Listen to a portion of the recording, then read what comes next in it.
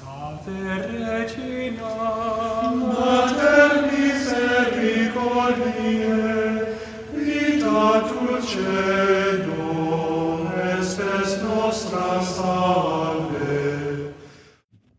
The Lord be with you. A reading from the Holy Gospel according to John.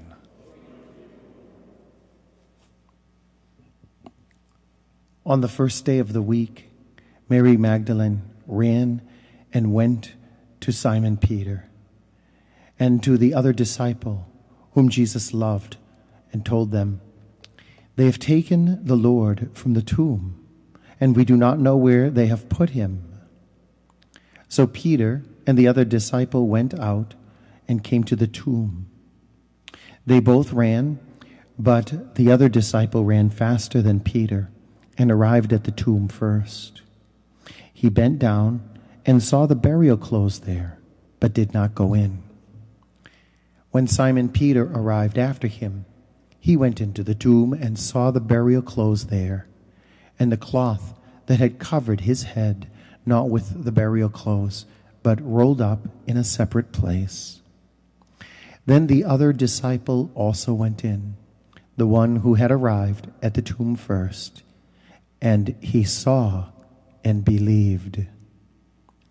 The Gospel of the Lord.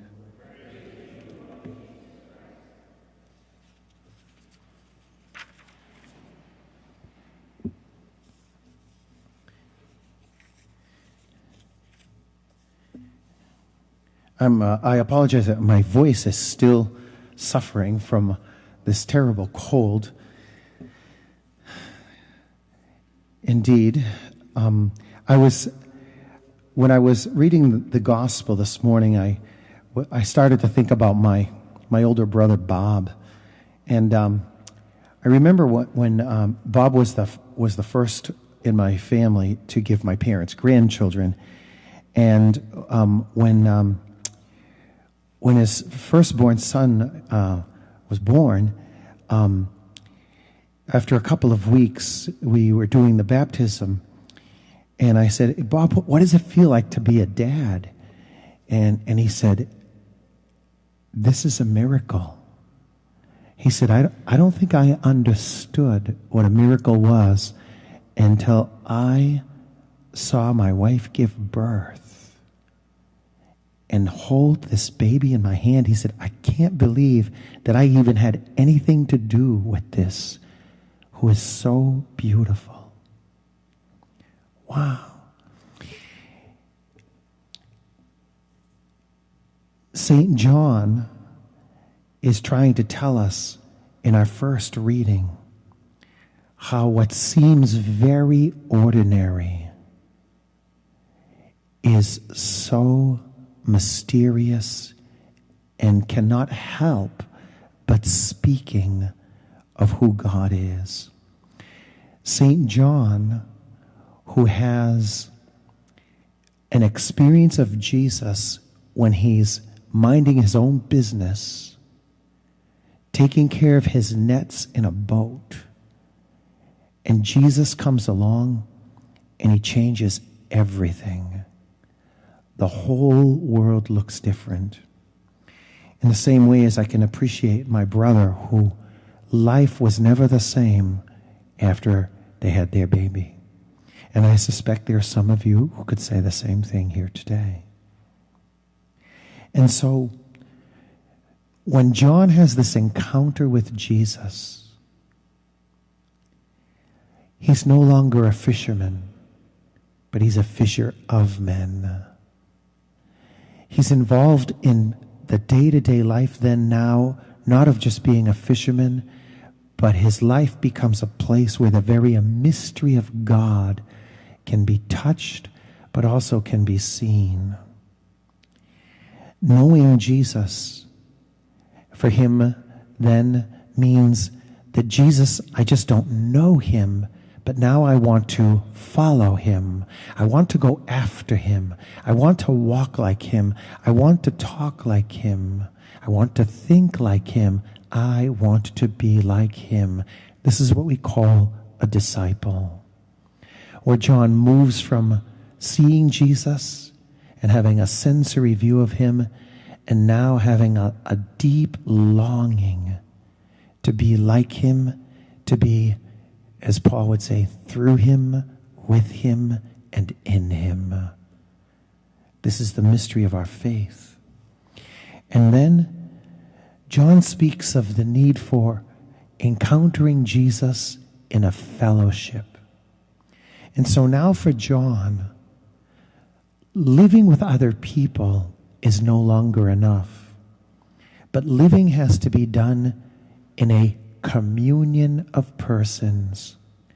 Communion where people are not only having a casual relationship, but we're literally involved, body, soul, and spirit, not only with each other, but all that is rooted in knowing Jesus Christ.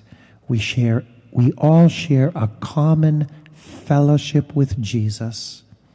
And our church is founded on the fact that when Jesus is amongst us, then he is through us, with us, and in us, and we experience his presence by our fellowship with one another in what St. John would call a fellowship of love.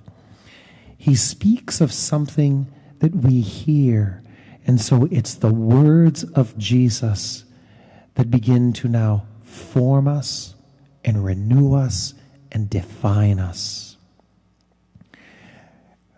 When I first became a priest who's not too many years ordained before me, he said to me,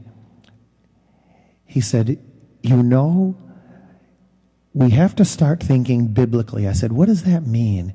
He said, the parables and the words of Scripture start to define everything in your life.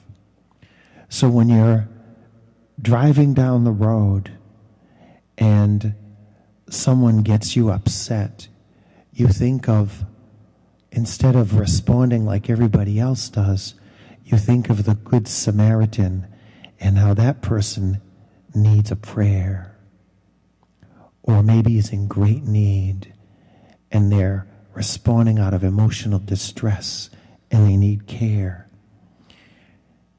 Or you think of love one another as I have loved you, and turn the other cheek.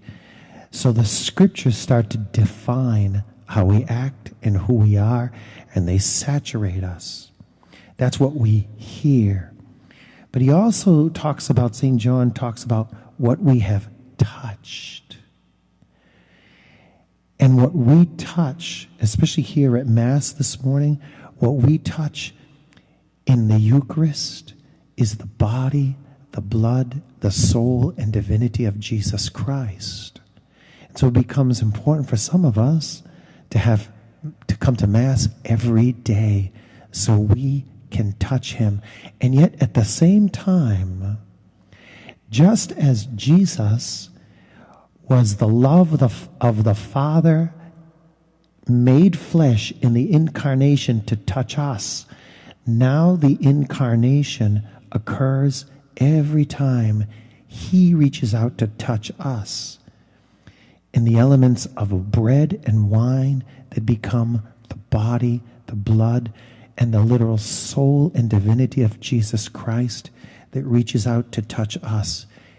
For us, when we gather, everything changes because of Jesus.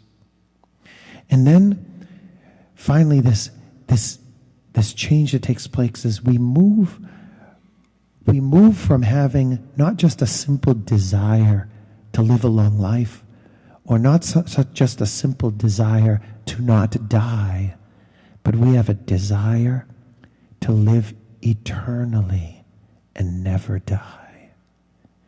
And to be in a fellowship of a communion where we touch Christ, who is the way, the truth, and the life, and we're in a union with him for all eternity.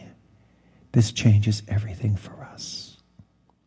Regina Celi, letare